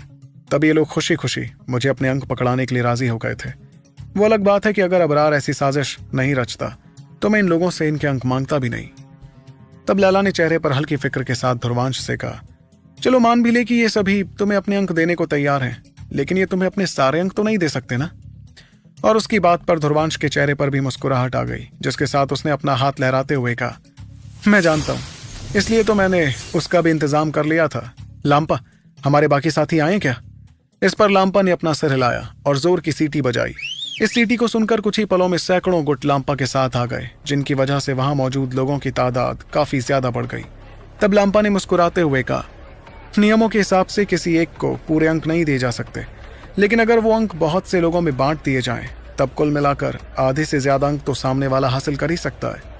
ऊपर से ध्रुवांश ने हमें शक्ति तरल की बूंदें देने का भी वादा किया है। ये अंक तो प्रतियोगिता खत्म होते ही बेकार हो जाएंगे, मगर हमारे लिए वो तरल तो बाद में भी फायदेमंद रहेगा।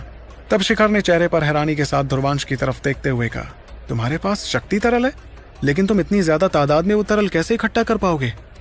इतने में वनीता ने कुछ समझते हुए ध्रुवांश की तरफ देख कर कहा, कहीं ऐसा तो नहीं कि तुम शक्ति तरल प्याले का इस्तेमाल करना अच्छी तरह सीख चुके हो? ये सुनकर ध्रुवांश मुस्कुराता गया, जिसके बाद उसने अपना हाथ लहराकर ढेर सारी बूंदें बाहर निकाल ली। इन सभी बूंदों में बेइंतहा शक्तियां मौजूद थीं, जिसे देखकर वनीता ने कहा, सच में तुमने तो अच्छी खासी तैयारी कर रखी है। इसके बदले मैंने तो मुफ्त में तुम्हारी मदद करने की गलती कर दी। इन बूंदों को देखकर लांपा और बाकी लीडर्स ने अपनी अकादमी तख्तियां खाली करनी शुरू की, जिनके अंक और बहुत सी तख्तियों में जाने लगे। फिर इन अंकों के आधे हिस्से ध्रुवांश के पास जाते गए। देखते ही देखते ध्रुवांश की अकादमी तख्ती में अंकों की तादाद बढ़ती चली गई। 1,80,000, 2 लाख, 2.5 लाख, 2,60,000। आखिर में अंकों के बढ़ने की रफ्तार आखिरकार धीमी हो गई, मगर इस वक्त हर किसी के तोते उड़ चुके थे। ऐसा इसलिए क्योंकि ध्रुवांश के गुट के अंक अब 1 लाख से बढ़ चुके थे। फिर अगले ही पल सभी की अकादमी तख्तियां चमकने लगी और उन्होंने देखा कि ध्रुवांश का गुट अबरार को वापस नीचे धकेलते हुए पहले रैंक पर आ गया। ये नतीजा देखकर ध्रुवांश मुस्कुराता गया, जिसके बाद उसने लांपा और बाकी सभी का शुक्रिया अदा किया। फिर लांपा और बाकी लोग भी शक्ति तरल की बूंदें हासिल कर वहां से जाने लगे। इतने में ध्रुवांश ने शिखर की तरफ देखा और उत्तरी कायनात अकादमी के दोनों गुटों से कहा, दोस्तों, इस शक्तिशाली अकादमी प्रतियोगिता का आखिरी पड़ाव अब शुरू होने वाला है। इस पड़ाव में अब तक का सबसे ज्यादा खतरा होने वाला है और मेरे ख्याल से हम सभी चाहते हैं कि हमारी अकादमी का नाम इस बार हम रोशन कर दें। इसलिए प्लीज मेरी एक गुजारिश है शिखर, लोहार और सुमेधा, तुम लोग मेरे और लैला के गुट में शामिल हो जाओ। इस वजह से हिसार और बाकियों को भी आराम मिल जाएगा और आने वाले खतरे से वो थोड़ा दूर भी रहेंगे। ऐसा कहते वक्त ध्रुवांश के चेहरे पर हल्की परेशानी थी। उसे समझ नहीं आ रहा था कि बाकी योद्धा उसकी बात को कैसे लेते, मगर हिसार, झांगा, मुफरांत और रूहान ने मुस्कुराते हुए कहा, हम भी जानते हैं ध्रुवांश कि आखिरी पड़ाव में मतलबी होना हमारे लिए और मुश्किलें खड़ी कर देगा, और हम भी चाहते हैं कि हमारी अकादमी ये प्रतियोगिता जीते। इसलिए तुम्हें जो करना है करो, मगर एक बात का ध्यान रखना, वो अबरार किसी भी कीमत पर जीतना नहीं चाहिए। उनकी बात सुनकर ध्रुवांश भी मुस्कुराने लगा, जिसके बाद उसने अपनी अकादमी तख्ती ऊपर उठाकर वनीता से कहा, वनीता, क्या तुम तैयार हो? इतने में वनीता ने भी अपनी अकादमी तख्ती ऊपर की और मुस्कुराते हुए कहा, अगर हम इतने बदकिस्मत रहे कि आखिरी मुकाबला हम दोनों का ही फंसा, तो मुझे मत कहना कि मैंने तुम्हारे गुट को यह प्रतियोगिता जीतने नहीं दी। हमारा साथ यहीं खत्म होता है ध्रुवांश। उसकी बात पर ध्रुवांश भी हंसने लगा, जिसके बाद दोनों ने ही अपनी अपनी तख्तियों में शक्तियां भरते हुए उन्हें जलाना शुरू कर दिया। और जैसे ही उन दोनों की अकादमी तख्तियां जलने लगी, तो उसके तुरंत बाद वहां मौजूद हर गुट की तख्तियां जलने लगी। इसी के साथ शुरू हो गया था अकादमी प्रतियोगिता का आखिरी पड़ाव।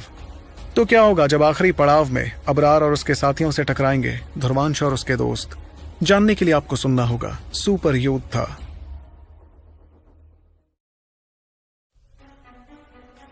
शक्तिशाली अकादमी प्रतियोगिता जिस महाद्वीप पर हो रही थी, उसका एक बड़ा ही खास हिस्सा था, जहां एक बड़ा सा सुनहरा मंच मौजूद था। वो मंच प्रतियोगिता के सबसे खास और काबिल योद्धाओं के लिए बनाया गया था। मंच के चारों तरफ अलग अलग अकादमियों से आए योद्धा खड़े थे। इस मंच तक पहुंचने वाली 8 सीढ़ियां थी और चारों तरफ सुनहरी रोशनी दिखाई दे रही थी। इस जगह को कहा जाता था आखिरी पड़ाव का स्वर्ण मंच, जहां आने की इजाजत सिर्फ प्रतियोगिता के टॉप 8 गुटों को ही थी। तभी अचानक मंच के बीचों बीच एक अजीब सी हलचल होने लगी और सुनहरी रोशनी के साथ वहां 5 लोग दिखाई देने लगे। ये 5 लोग उड़ते हुए थोड़ी दूरी पर बने सिंहासनों पर जा बैठे, जिसके बाद पूरा इलाका रोशनी से जगमगाने लगा। इस चमक के बीच मंच के चारों तरफ ढेर सारे योद्धा नजर आने लगे, जिनके बीच में बना था वो सुनहरा मंच। एक पल पहले सिंहासन में जो लोग विराजमान हुए थे, वो थे 5 महान अकादमियों के लीडर्स। दाहिनी तरफ के सिंहासन पर थे लीडर तामिक, जिनके चेहरे पर हल्की फिक्र दिख रही थी। वहीं तामिक के बगल में जो बुजुर्ग थे, वो नीले रंग के कपड़े पहने थे और उनके बाल सफेद थे। ये शख्स थे नील गगन अकादमी के लीडर तिमीर। और जो शख्स सबसे बाएं तरफ बैठा था, उसकी आंखें नशीली नजर आ रही थीं और वो अपने बेहद पतले हाथों से सिंहासन पर उंगलियां थपथपा रहा था। ये बूढ़े आदमी थे वीर बलिदानी अकादमी से आए लीडर वाकशार विलंग। वहीं उनके ठीक बगल में बैठी थी एक बड़ी खूबसूरत लेकिन उम्र दराज औरत, जो थी गुलाबी शिकारी अकादमी से आई लीडर मिहिका। लेकिन इन 5 सिंहासनों में बीचों बीच जो शख्स बैठा था, वो सभी में सबसे ज्यादा उम्र दराज लग रहा था। उस बूढ़े आदमी के चेहरे की रंगत करीब करीब सफेद थी और वो आदमी था धर्मपाल अकादमी का लीडर अश्कार। जब वो 5 लीडर्स वहां आ गए, तो उन्होंने एक दूसरे की तरफ देखकर बाकी लीडर्स को इज्जत के साथ देखा। इतने में सभी लीडर्स में सबसे ऊंचे ओहदे पर माने जाने वाले लीडर अश्कार ने कहा, मैं सभी लीडर्स का स्वागत करता हूं। आराम से बैठ जाइए और लुत्फ उठाइए इस बार की शक्तिशाली अकादमी प्रतियोगिता के आखिरी पड़ाव का। इतने में अश्कार ने अपने दाहिनी तरफ बैठे लीडर तामिक से कहा, लीडर तामिक, इस बार ये पड़ाव आपकी उत्तरी कायनात अकादमी के लिए बहुत ज्यादा जरूरी है। अगर आप लोग सबसे पहले इस पड़ाव से बाहर निकले, तो शायद अगली बार आपको 5 महान अकादमियों में होने का दर्जा खोना पड़ेगा। इस पर लीडर तामिक ने मुस्कुराते हुए कहा, लीडर अश्कार, मेरी याददाश्त अभी तक मजबूत है, इसलिए आपको जरूरत नहीं है मुझे इस बात की याद दिलाने की। वैसे इस बार हमारी उत्तरी कायनात अकादमी का नतीजा पहले की प्रतियोगिता के मुकाबले बहुत अच्छा होने वाला है, मुझे इस बात पर पूरा यकीन है। तब पास ही बैठे लीडर वाकशार ने मुस्कुराते हुए कहा, अब सारा वक्त क्या बातों में ही बिताना है? चलो इंतजार करते हैं इस बार के आखिरी पड़ाव का। वैसे लीडर अश्कार, हम जानते हैं कि आपके पास अबरार जैसा काबिल योद्धा है, लेकिन हमारी वीर बलिदानी अकादमी में भी काबिल योद्धाओं की कमी नहीं है। इतने में लीडर अश्कार ने अपना सिर हिलाया, जिसके बाद उन्होंने स्वर्ण मंच की तरफ देखते हुए कहा, तो चलिए फिर यहाँ मौजूद सभी लोगों के सामने इस बार के आखिरी पड़ाव तक पहुंचे गुटों का ऐलान किया जाए। सबसे पहले नवाग्र अकादमी से आया 8वें रैंक का गुट, जिसका लीडर है फिदातो। लीडर की बात सुनकर फिदातो एक कदम आगे आया और उसने आसपास होते शोर को देखकर मुस्कुराना शुरू कर दिया। उसके बाद अश्कार ने बाकियों के बारे में भी बताना शुरू कर दिया, लेकिन लोग ये जानकर दंग रह गए कि 7वें रैंक पर जो अकादमी थी, उसका नाम उन्होंने पहली बार सुना था, इसलिए हर कोई बहुत ज्यादा हैरान था। ये नाम था अविकारी चेतना अकादमी का, जिसका लीडर था वुम्बा। फिर 6वें रैंक पर था रक्तांचल अकादमी से आया अबान का गुट। उनके नाम से भी लोग काफी ज्यादा हैरान थे। इतने में लीडर अश्कार ने मुस्कुराते हुए बाकियों के बारे में भी बताना शुरू कर दिया। फिर आते हैं 5वें रैंक पर नील गगन अकादमी का गुट, जिसका लीडर है लिंचा। चौथे रैंक पर है वीर बलिदानी अकादमी से आया गुट, जिसका लीडर है हमारे खास दोस्त वाकशार विलंग का पोता आदेश विलंग। इस दौरान चारों ओर हलचल मची हुई थी। हर कोई ये सोचने में लगा था कि अगर आदेश जैसा खतरनाक योद्धा चौथे रैंक पर था तो बाकी 3 रैंक्स पर कौन से गुट थे। इस हलचल के बीच लीडर वाकशार विलंग ने तो आ भरते हुए आंखों में हल्की खींच के साथ कहा, ओहो चौथा रैंक, ये भी कोई कामयाबी होती है। वहीं लीडर तामिक के चेहरे की परेशानी तो अभी तक बरकरार थी, क्योंकि टॉप 8 में से अभी तक एक भी गुट उनकी अकादमी का नहीं था। इसका मतलब आज उत्तरी कायनात अकादमी का नतीजा या तो उम्मीद से बदतर होता या फिर उम्मीद से बहुत ज्यादा बेहतर। इस बारे में सोचकर तामिक की धड़कनें बढ़ गईं। इतने में मंच पर बाकी 3 गुटों की धुंधलाहट भी कमजोर पड़ने लगी और टॉप 8 के तीनों गुट अच्छी तरह नजर आने लगे। मगर जैसे ही वो तीनों गुट सबके सामने आए तो शोर से भरे माहौल में अचानक एक अजीब सी खामोशी छा गई। लोगों की आंखें हैरानी में बड़ी हो गई थीं, जिसके साथ उन्हें सबसे पहले दिखा 5 लड़कियों का एक गुट, जिसकी लीडर थी वनीता। इतने में कुछ लोगों की नजर उसके बगल में खड़े गुट पर पड़ी, जिसे देखकर लीडर अश्कार के चेहरे का रंग भी पूरी तरह बदल गया। ऐसा इसलिए क्योंकि वो दूसरा गुट था धर्मपाल अकादमी से आए अबरार का गुट। अबरार जब लोगों के सामने आया तो एक बार फिर हर तरफ शोर शराबा मचने लगा और हर कोई एक ही बात सोचता गया, आखिर अबरार जैसा योद्धा जो इस प्रतियोगिता को जीतने के काबिल है दूसरे पायदान पर कैसे आया। तब हर किसी ने अपनी हैरत भरी निगाहें आखिरी गुट की तरफ की, जहां 5 योद्धा नजर आ रहे थे। इन 5 योद्धाओं के चेहरों पर यकीन साफ दिख रहा था और उन्हें देखते ही हर किसी ने उस जगह के सन्नाटे को तोड़ते हुए कहा, पहले रैंक पर उत्तरी कायनात अकादमी का गुट है। कोई यकीन ही नहीं कर पा रहा था कि वो अकादमी जिसकी चर्चा 5 महान अकादमियों से बाहर होने की हो रही थी, उसका गुट असल में पहले रैंक पर था। इतने में धर्मपाल अकादमी के कुछ और योद्धा जो भीड़ में मौजूद थे चिल्लाते हुए कहने लगे, अभी तो प्रतियोगिता का आखिरी पड़ाव शुरू होने वाला है, अभी पहले रैंक का कोई फायदा नहीं है। इस दौरान सिंहासनों पर बैठे 5 लीडर्स के चेहरों पर भी पहले रैंक वाले गुट को देखकर काफी ज्यादा हैरानी थी। लीडर अश्कार के चेहरे पर कुछ देर पहले जो मुस्कान थी वो पूरी तरह बदलकर हैरानी में बदल गई। तभी वीर बलिदानी अकादमी के लीडर वाकशार ने आ भरते हुए कहा, तामिक, तुम्हारी अकादमी के इन बच्चों ने तो कमाल ही कर दिया। क्या बात है, इस बार तो ये आखिरी पड़ाव काफी दिलचस्प होने वाला है। इस पर लीडर तामिक ने अपनी बेनतहा खुशी को काबू करते हुए एक हल्की सी मुस्कान के साथ कहा, वो तो बस किस्मत इन बच्चों पर थोड़ी मेहरबान है लीडर वाकशार। वैसे आपका पोता आदेश भी कमाल है, इतनी कम उम्र में ऐसी काबिलियत। मुझे तो लगता है कि वो अपनी असली शक्तियां छुपा रहा है ताकि उन्हें आखिरी पड़ाव में इस्तेमाल कर सके।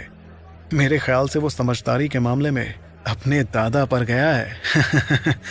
इतने में पास ही बैठे लीडर अश्कार ने आवाज में हल्की जलन के साथ कहा, इस बार सच में उत्तरी कायनात अकादमी का नतीजा हमारी उम्मीद से अच्छा होगा। बधाई हो तामिक, तुम्हारी मेहनत शायद रंग लाने वाली है। भले ही वो ये बात कह रहे थे मगर उनकी आंखों में एक अजीब सी नाराजगी थी। ये नाराजगी इस बात की थी कि उनकी अकादमी का अबरार पहला रैंक हासिल नहीं कर सका। इतने में अश्कार ने अपनी गूंजती हुई आवाज में ऐलान किया, अब जो कि सारे गुट लोगों के सामने आ ही गए हैं तो क्यों ना शुरू किया जाए इस बार की शक्तिशाली अकादमी प्रतियोगिता का आखिरी पड़ाव। उनके इतना कहते ही आसपास ढेर सारा शोर मचने लगा। इस दौरान दूर खड़ा ध्रुवांश भी लगातार लीडर अश्कार को देखता जा रहा था। वो महसूस कर पा रहा था कि अश्कार की शक्तियां बहुत ही ज्यादा खतरनाक थीं, बल्कि कुछ मायने में तो वो लीडर तामिक से भी ज्यादा ताकतवर थे। इतने में लीडर अश्कार ने आगे कहा, बधाई हो योद्धाओं, इतने सारे गुटों में से तुम यहां तक पहुंच पाए हो, लेकिन असली इम्तिहान तो अब शुरू होगा। इस आखिरी पड़ाव में जो भी गुट बाकियों को हराकर ये प्रतियोगिता जीतेगा उसे इनाम के तौर पर शक्ति तरल की 1000 बूंदे और अमोघनाथ का एक बेशकीमती खजाना दिया जाएगा। उनकी बातों से वहां मौजूद योद्धाओं में अलग ही जज्बा भर गया, क्योंकि ऐसा इनाम वाकई किसी को जलन महसूस करने पर मजबूर कर सकता था।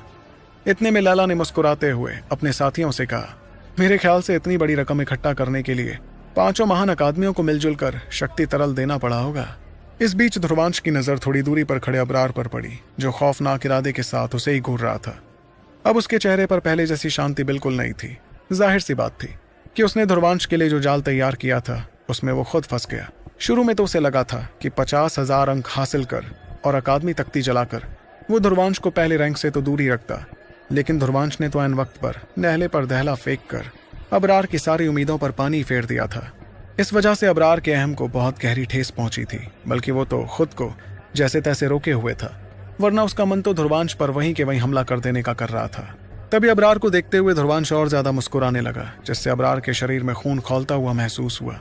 फिर उसने गुस्से भरी आवाज में ध्रुवांश से कहा, इतना खुश होने की जरूरत नहीं है ध्रुवांश, अभी तक तो असली मुकाबला हुआ भी नहीं था। उम्मीद करना कि सबसे पहले तेरा सामना मुझसे ही ना हो जाए, वरना तू टॉप 4 में पहुंच ही नहीं पाएगा। तुझे देखकर तो लगता है कि पिछले मुकाबले ने तुझे कुछ ज्यादा ही यकीन से भर दिया है, पर मैं बताना चाहूंगा कि इस बार थोड़ा संभल कर रहना, नहीं तो इतनी बुरी तरह मुंह के बल गिरेगा ना कि वापस कभी नहीं उठ पाएगा। इस पर ध्रुवांश ने मुस्कुराते हुए जवाब दिया, क्या बात है, ऐसा लगता है कि तुम्हें बड़ा तजुर्बा है मुंह के बल गिरने का। देखना कहीं इस तजुर्बे में एक वाकया और ना जुड़ जाए। दोनों के बीच तू मैं होती जा रही थी, जिसे सुनकर आसपास के गुट एक दूसरे को देखते गए। इतने में दूर खड़े लीडर अश्कार ने अपनी गूंजती हुई आवाज में कहा, अब बारी है इस बात का फैसला करने की कि किसका मुकाबला किससे होगा, और ऐसा करने के लिए आप लोगों को इन 8 गोलों में से एक एक गोला चुनना होगा। ऐसा कहते हुए उन्होंने जैसे ही अपना हाथ लहराया तो स्वर्ण मंच पर 8 रोशनियां दिखाई देने लगी। वो रोशनियां मंच के बीचों बीच थी, जिनके वहां आते ही लीडर अश्कार ने आगे कहा, इनमें से एक गोला चुन लीजिए। ये गोले 4 रंगों के हैं। जिन 2 गुटों का रंग एक जैसा होगा उनके बीच ही होगा अगला मुकाबला। और लीडर अश्कार की बात सुनकर सभी गुटों के लीडर्स ने एक दूसरे की तरफ देखा, जिसके बाद वो अपने हाथ आगे करते हुए एक एक गोला अपने पास खींचने लगे। इसी तरह ध्रुवांश ने भी वो गोला हासिल किया और उसे तुरंत लैला को पकड़ा दिया। तब लैला की पकड़ में आते ही उस गोले की चमक कम होने लगी और अचानक उसके ठीक ऊपर आसमान में एक रंग दिखाई देने लगा। वो रंग लाल था, जिसे देखते ही ध्रुवांश और उसके साथियों ने बाकी गुटों की तरफ ध्यान दिया। इस बीच बाकी गुटों ने भी अपने अपने गोलों का इस्तेमाल किया, जिससे उनके सिर के ऊपर भी अलग अलग रंग दिखाई देने लगे। कुल मिलाकर गुटों के ऊपर 4 रंग थे, जो थे लाल, हरा, काला और पीला। ध्रुवांश के साथियों के ऊपर लाल रंग मंडरा रहा था, इसलिए उन लोगों ने सभी गुटों की तरफ नजर घुमाते हुए देखा कि और कौन सा गुट था जिनके सिर पर लाल रंग मंडरा रहा था। तब उनकी नजरें धीरे धीरे एक गुट पर रुकी, जो इस वक्त उन्हीं की तरफ देख रहा था। ये गुट और कोई नहीं बल्कि नील गगन अकादमी का वो गुट था, जिसका लीडर था लिंशा। इसका मतलब आखिरी पड़ाव की शुरुआत में ध्रुवांश के गुट का मुकाबला लिंशा के गुट से होने वाला था। शिखर और बाकी साथियों ने चैन की सांस ली जब उन्हें देखा कि उनका सामना वनीता, आदेश या वुम्बा जैसे साथियों से नहीं हुआ। आखिर एक तरह से ध्रुवांश के गुट की उनसे दोस्ती थी। ऐसे में अगर इसमें से कोई गुट बाहर हो जाता तो किसी को भी अच्छा नहीं लगता, बल्कि नील गगन अकादमी का सामना करने में ध्रुवांश के गुट को बहुत खुशी थी। आखिर वो गुट अबरार का साथ जो दे रहा था। इतने में ध्रुवांश ने अपनी नजर बाकी गुटों की तरफ की और उसके चेहरे पर हल्की परेशानी दिखने लगी। इस परेशानी की सबसे बड़ी वजह थी कि अबरार का सामना जिस गुट से होने वाला था वो था वुम्बा का गुट। देखा जाए तो टॉप 8 में सबसे कमजोर गुट वुम्बा का ही था। ऐसे में उसके लिए अबरार को हराना तकरीबन नामुमकिन था। तभी ध्रुवांश ने वुम्बा की तरफ देखा, जिसके चेहरे पर ज्यादा फिक्र नहीं दिख रही थी। मुश्किल ये थी कि ध्रुवांश वुम्बा की कोई मदद नहीं कर सकता था, इसलिए वो मजबूर होकर वनीता की तरफ देखने लगा। वनीता का सामना वेदांतों के नवाग्र अकादमी वाले गुट से होने वाला था और आखिर में वीर बलिदानी अकादमी से आदेश के गुट का मुकाबला होना था रक्तांचल अकादमी के अबान और उसके साथियों से। तभी वुम्बा के बगल में खड़े साथी ने मजबूरी भरी आवाज में कहा, लीडर, हमारी किस्मत तो आज कुछ ज्यादा ही खराब है। हमारा पहला ही मुकाबला अबरार से फंस गया। इस पर वुम्बा ने चेहरे पर हल्की मुस्कान के साथ अबरार की तरफ देखा और बिना किसी डर के अपने साथी को जवाब दिया, बंधु, कभी सोचा था कि टॉप 8 में भी आप आएंगे? किस्मत तो वैसे ही हमारा इतना साथ दे चुकी है। अब अगर हम हार भी जाएं तो भी इतने सारे लोगों के सामने अपनी काबिलियत और हिम्मत का नमूना तो पेश करके ही जाएंगे, फिर चाहे सामने अबरार हो या कोई फलाहार। वहीं अपने लीडर की बात सुनकर उसके साथियों के चेहरों पर भी मुस्कान आ गई। वाकई उनका गुट सभी की उम्मीदों से अलग टॉप 8 में जगह बनाने में कामयाब रहा था। ये अपने आप में अविकारी चेतना अकादमी जैसी छोटी अकादमी के लिए बहुत बड़ी बात थी। इस दौरान वनीता ने वेदांतों की तरफ देखा और मुस्कुराते हुए कहा, इसे तो लैला ने हरा दिया था, इसलिए लड़कियों के नाम से तो ये वैसे ही घबरा जाएगा। लड़कियों, देखो, मेरी लाज रख लेना। अगर तुम हारी ना तो देखना कि मैं वापस अकादमी लौटकर तुम्हारा क्या हाल करती हूँ। उसकी बात सुनकर उसके पास खड़ी लड़कियां मुस्कुराने लगी और सभी आंखों में यकीन के साथ मुकाबले के लिए तैयार हुई। तो क्या होने वाला है शक्तिशाली अकादमी प्रतियोगिता के आखिरी पड़ाव के मुकाबलों में, जानने के लिए आपको सुनना होगा सुपर योद्धा, सिर्फ आपके अपने पॉकेट FM पर।